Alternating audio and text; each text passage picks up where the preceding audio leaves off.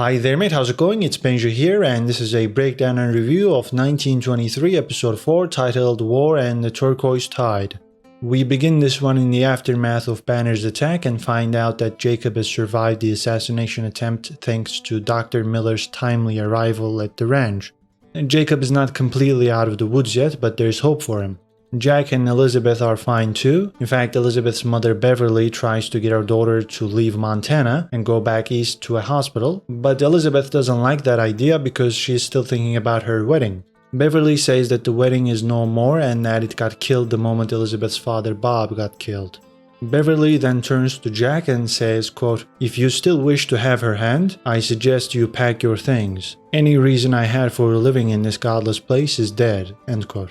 Jack responds in a hilarious fashion, quote, "No disrespect, Mrs. Strafford, but I ain't marrying you," end quote. And here Beverly slaps him for his poor manners. Cara in turn slaps Beverly, telling her that she'll be the one disciplining her nephew, and Beverly is shown the door.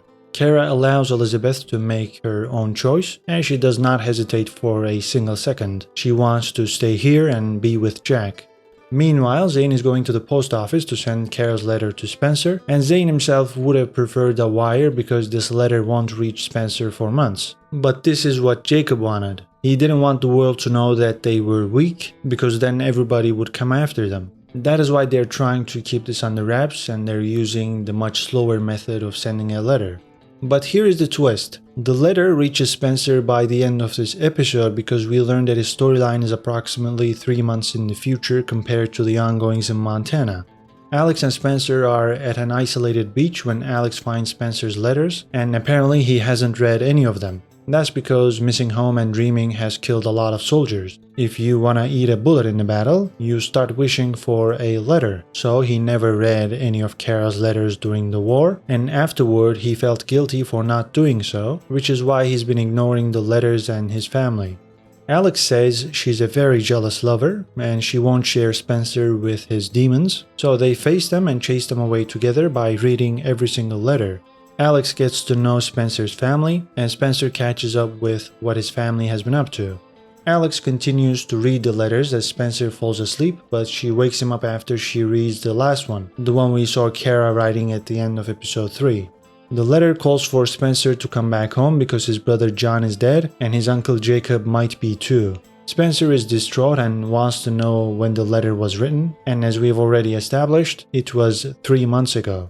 I like this reveal quite a bit because I thought Spencer was gonna be in his own little storyline bubble for almost the entirety of season 1. After all, he was far away and the letter wasn't gonna arrive anytime soon. However, this timeline divergence expertly takes care of that little problem and lets Spencer get involved in the main storyline earlier than expected. There's probably gonna be a time jump in the Montana storyline, and Spencer is just gonna show up one day.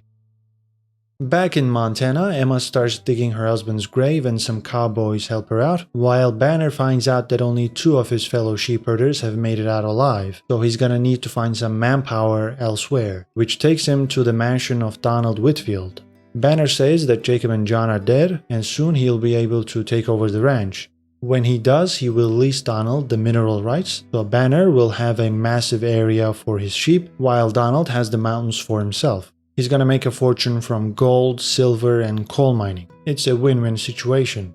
However, Donald is a savvy man, and he knows he's got the upper hand in this negotiation. Banner doesn't have the means to conquer the ranch without Donald's help, so Donald will provide the means, and in exchange, the lease for the mineral rights will be considered already paid.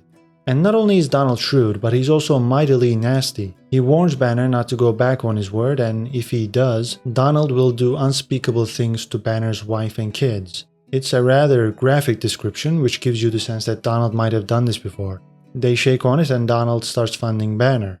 Banner quickly puts his new funds to good use by hiring some men, and they go after the Duttons and other families' cattle up in the mountains.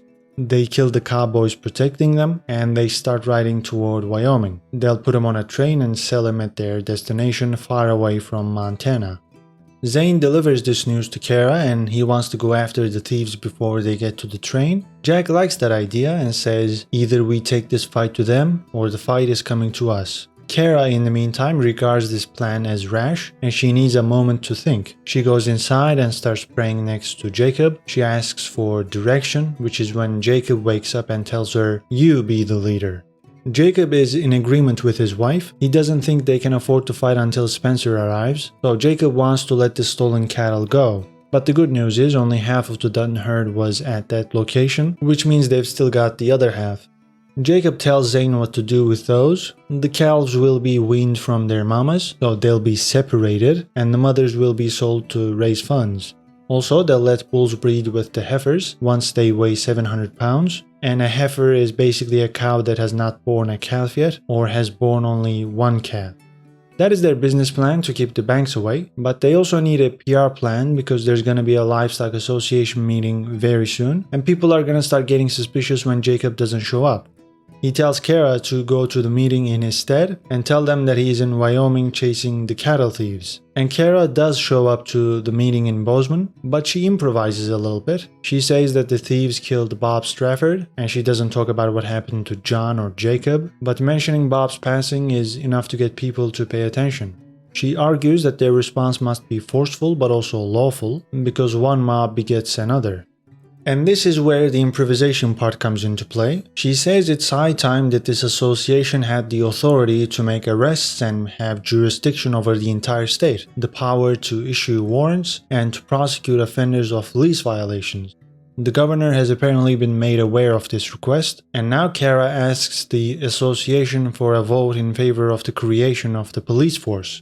Nobody bites at first, because Cara can't call a vote, but she shows the sheriff that her authority has been written and signed by the commissioner himself, Jacob. The signature is fake, but the sheriff buys it, so they have their vote, and the ayes have it.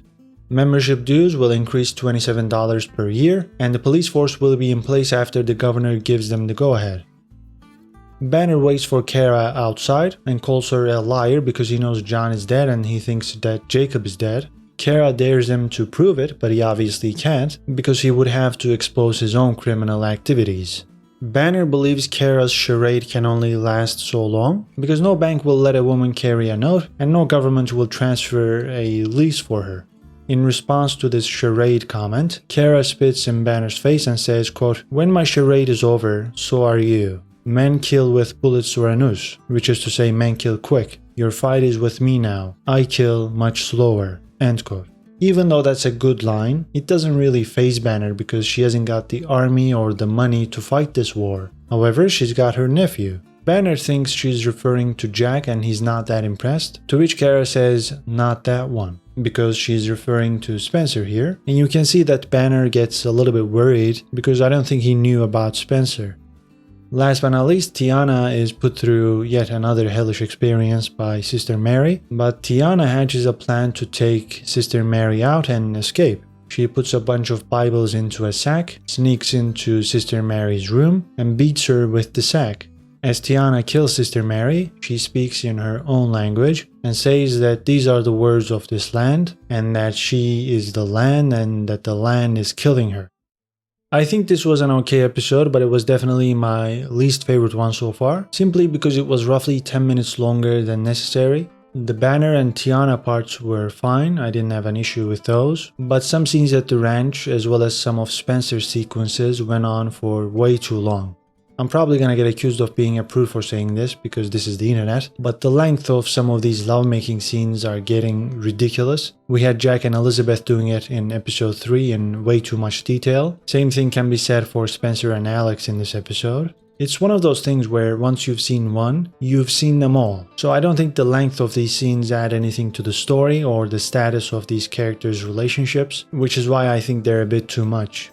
I liked the introduction of Donald Whitfield, Banner's moves made sense, and Cara's stepping up to the plate was awesome to watch because she knew she had to appear confident in order to convince these men, and she was able to do it even though she had her doubts, which is why she breathes a massive sigh of relief once she leaves the meeting. The timeline stuff with Spencer was neat, and Teonna's revenge felt good. Finally, it was revealed that this was the mid-season finale, and the next episode of the show will be on February 5th. That's it from me for now. Tell me your thoughts on episode 4 in the comments, like this video if you've enjoyed this breakdown, and subscribe for more movie reviews and TV show breakdowns. Take care and see you in the next video.